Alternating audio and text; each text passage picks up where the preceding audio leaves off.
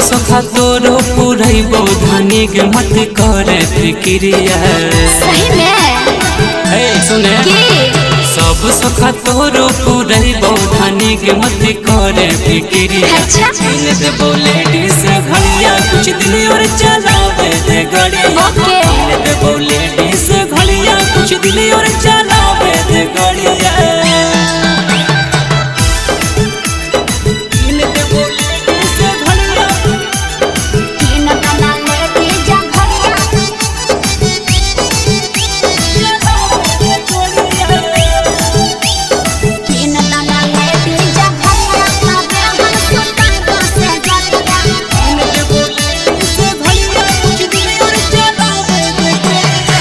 बोल के हम थक गलियो पिया कहियो नहीं हमर जुड़ल हो जिया।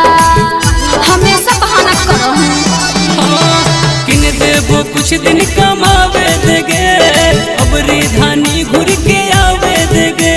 हाँ तो हमरा सुन ले हो देबो तोरो तारा साई पिया हो हमर आबे दबरिया। समझो ना बात देबो तोरो तारा साई पिया हो हमर आबे दबरिया। किन दना लेडीज घरिया तबे हम सुताइबो से जरिया। किन देबो लेडीज घड़िया कुछ दिन और चलावे दे गड़िया। बाप जी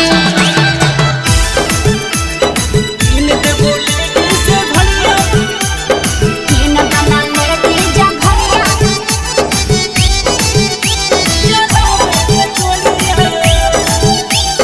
किन दना लेडीज घरिया तबे हम सुताइबो से जरिया। किन देबो लेडीज घड़िया कुछ दिन और चलावे देगे। हर बार बहाना बनल हो पिया छोट छोट चीज ले तरसल हो पिया। छोट छोट जी ऐसे का करो जी अबरी भरदाम तानी धारे धनी दूसरा नियन नहीं करे धनी। ए जी राजा पर भाकर बलमुआ गछ के नहीं देल हो तो सड़िया। हाँ, हमेशा फुसलाबो हम राजा पर भाकर बलमुआ गछ के नहीं देल हो तो सड़िया। किन दना लेडीज घरिया तबे हम सुताइबो से जरिया। किन दना लेडीज घरिया तबे हम सुताइबो से जरिया।